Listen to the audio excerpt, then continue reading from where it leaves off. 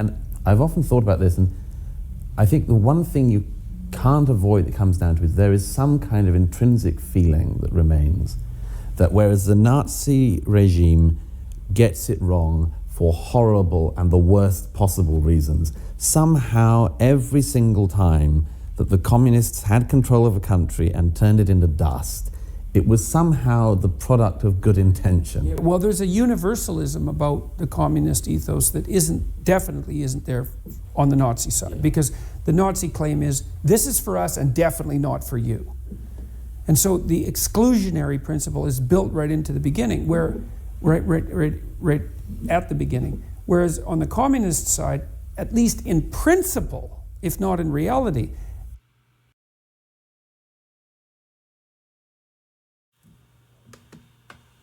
your Munk debate in Canada recently, you got into a fascinating subject, which I wanted to turn to, which is the question of if we are in agreement on where the right goes wrong, racial difference being made the sole and most important thing, exacerbation of such differences, and so on. The vertiginous fall that we can all identify that can happen to the extremes of the right.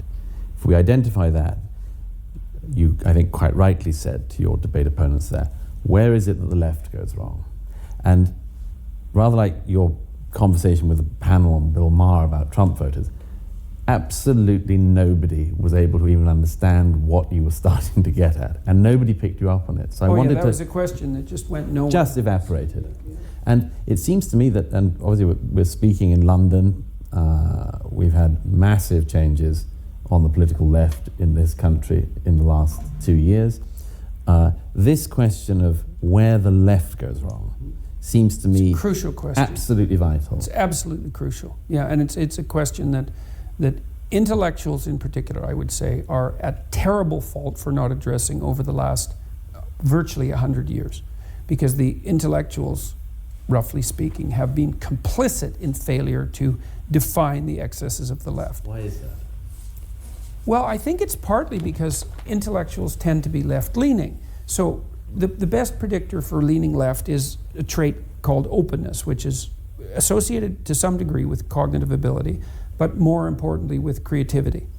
And so left-leaning people don't like boundaries between things, and which is also why I think the left-leaning people can't draw boundaries within their own domain. They don't like borders, well, as we can certainly tell. I mean, they'd rather have the borders open. Well, why? Because the more open the borders are between things, the more opportunity there is for information flow. And left-leaning open people like information flow. They think, well, the net benefit of free information flow is positive. It's like, fair enough. But that doesn't mean that there should be no barriers between things, which is the conservative perspective. And because many of the forms of information, it's not only information that flows across open borders, it's all sorts of things that flow across open borders. And so, and things get muddy and confused if there's no conceptual differences between people. And so there's an argument between the right and the left about where the borders should be and how porous they should be. And that's an argument that always has to occur. The problem on the left is that clearly, absolutely, indisputably, Hi, Frank Jordan. Can go too far, and the evidence for that is the catastrophe, like the catastrophe of Auschwitz, the catastrophe of the Nazis. All that death and suffering is evidence of wrong, which is accepted by the left. Then equal evidence exists that can happen on the left. In fact, perhaps even more evidence. And if you don't think the evidence is credible, then there's something wrong with you. There's something that's gone wrong from the 20th century and is still going wrong on this.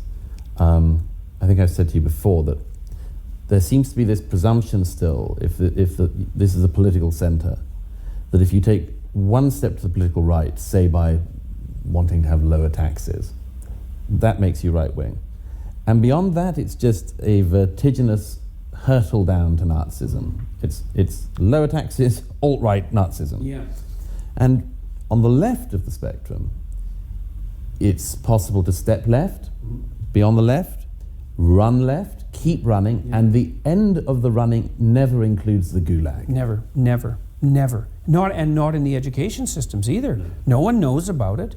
When my students at the University of Toronto, the first time they hear about what happened in the Soviet Union is in my personality class. It's like, well, what the hell? First of all, really in a personality class? I mean, the reason I bring it up is because Solzhenitsyn drew an existential link between the failure of the individual psyche and the propensity for people to engage in the great lie and the creation of these totalitarian states. So I view it as an extension of existential psychology and philosophy, and that's how I slot it into my classes. But the students otherwise don't know. It's like, oh, really? We had 100 million corpses pile up and damn near put the entire planet to the torch because of the tension between the West and the radical left. And, well, we're just going to sweep that under the rug like it never happened. It's like, well, what? Okay, so then it's very easy to be extremely annoyed about this and even morally outraged, and it's hard to avoid the temptation. But there is actually... Well, Jordan Peterson, they're trying to be, I think, a little politically correct with what the left tries to do in terms of hide its horrors, sweep them under the rug, obfuscate, don't talk about it. Don't talk about what happened with communism, with socialism. Don't talk about what happened with Mao in China. Don't talk about, what happened with Stalin in Russia. Whitewash everything. But everything on the right, put it out there full bore in neon lights. Slavery, imperialism, colonialism, all land grabs, just taking the massive wealth from every other place and just using it for themselves to establish the West domination, right? That's all you always hear. And then Douglas Peterson, and then Douglas talking about that line that, if you're conservative and you're at center and you step one thing to the right, no matter what that is, and he used the word taxes, but you could say anything to the right that you put inside there. The next step that you take, boom, alt-right, white supremacists. And they do this with everybody. Diversity of thought? No. Diversity of opinion? No. And that happens so often to minorities within the conservative movement. Blacks. As soon as you go off the plantation, you know what? You're a white supremacist. I'm a white supremacist. How white do I look to you guys? Well, there is some white here, obviously. And I've got some other places on my body that are pretty white. Okay? Not going to show you today. We'll leave that for another show. But I'm just saying, okay? But it's not groupthink. I don't slot into the leftist definition of where they think I should be at politically or socially or socially or economically. That's the difference here. But like he was saying, but on the left, because they control everything. They control the media. They control the Google networks. They control the alphabet, media establishment. They control academia at the colleges and universities with like 99.99% of all the professors and teachers out there, leaning left. So when this thing happens, that's exactly what you're going to get. And that's why we have to continue to fight it. And we are fighting it through people like Peterson and Murray and Weinstein and Rogan and Knowles and Walsh and, you name all the others that are out there. So many. But this is what we have to fight with every single time you get into a conversation. And the left, with their linguistics, is very good at using language to put people into certain categories and to categorize them. And we've just got to learn that lingo and to literally throw it right back in their faces. Anyways, let's get back to more of the conversation between Douglas Peterson and Douglas Murray, and we'll do so. That's what we have on tap for you today, folks. You're watching the Dr. Nasser Sheikh Show. I'm your host, Dr. Nasser, where I give you my political prescription from my political perspective of what happens when these great minds like Peterson and Murray collide with social media, academia, religion, politics, culture, government, policies. They all come crashing together. Let's get more of the conversation right now. Problem here, I think, and it's one that the right is perhaps just as incapable of solving. And this is the issue that you brought up. It's like, okay, exactly when do things go too far on the left? And the answer is, we don't know. And it might be because there isn't a single issue on the left that marks out the degeneration into pathological ideology, like claims of racial difference that support the notion of superiority do on the right. So maybe it's a pathological combination of 5 good ideas, something like that. Like, I believe now that there's a nexus of ideas that mark out the left as too extreme. Diversity, inclusivity, equity, it's kind of like a mantra. White privilege, that's not a phrase that I'm very fond of. And claims of, and exaggerated claims of systemic racism. It's something like that. So, as well as what would you call the verbiage around the oppressive patriarchy. Right. Jesus, that's a complicated box, and there's an interaction between all those terms because, well, you can make a case for diversity. Like, should all elementary school teachers be women? Well, perhaps not. Should all nurses be women? Perhaps not. Should all plumbers be men? Well, perhaps not. Like, you might. Do you only have fairness when you have more female engineers? Yes. Well, and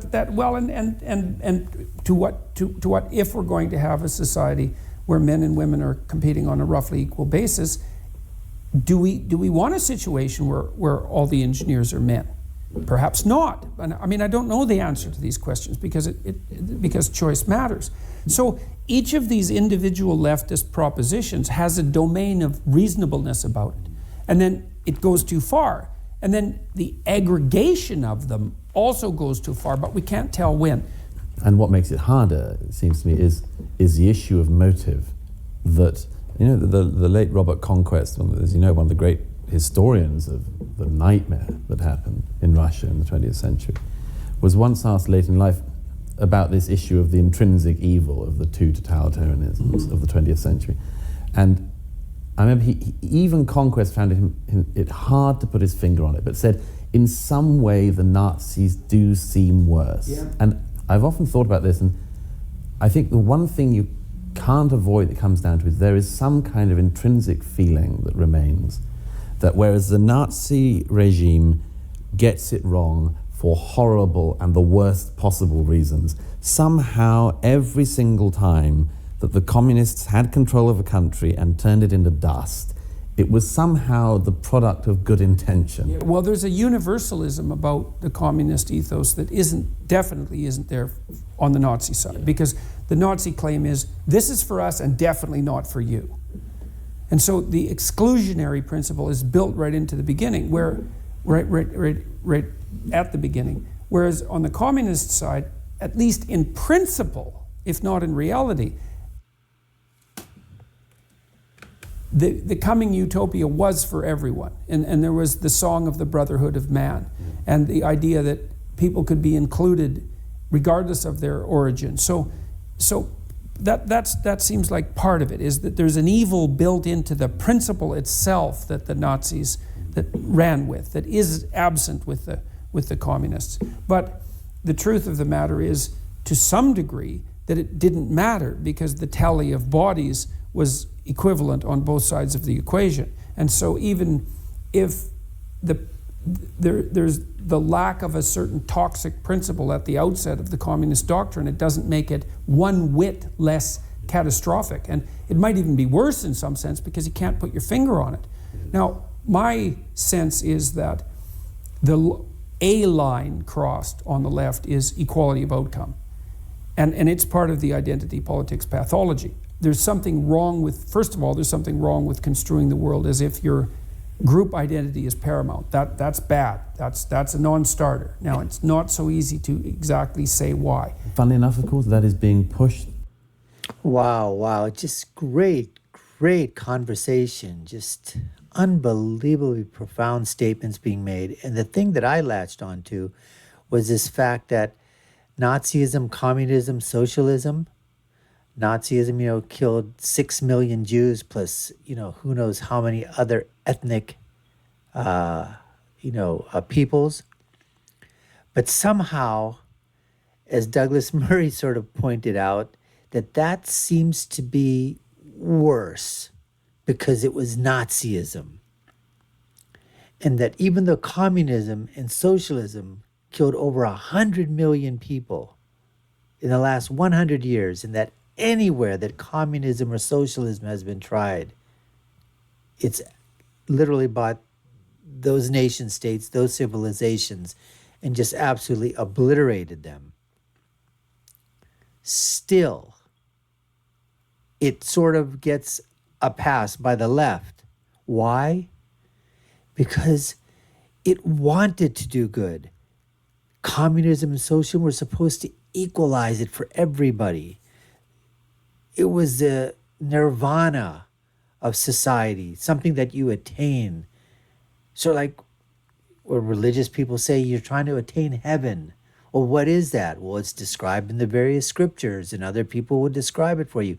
And you have to try to, and that's where you attain. And atheists say there's nothing like that. So why do you even try to go for it? There's nothing good in heaven. There doesn't exist. There's no place like heaven or hell. That's what you're hearing from the agnostics and the atheists. And from the left, they always are trying to push this notion and try to sweep it under the rug. You know, give communism a pass for the deaths that it created, the misery that it created for the people that, that lived under the totalitarian rule of those people that were in power under socialism and communist dictatorships. Forget that stuff. The people died, people suffered, they didn't have enough food. But you know what? They were trying to make it an equal society. They were trying to give everybody the same chance. The lowest person is as equal as the highest dictator. That's what they were trying to do. Fascinating discussion. Really, really great stuff, folks. You've been watching the Dr. Nasser Sheikh Show. I've been your host. My name is Dr. Nasser. If you haven't done so already, we'd love for you to subscribe to the channel. If we've earned that subscription, check off the box, hit that subscription button, like, share, and follow us. You all know what to do. Take a look at our video links. They're here and below. My final thought is always, when you're right, you're right. And when you're left, you're wrong. Until next time, folks, take care and stay safe.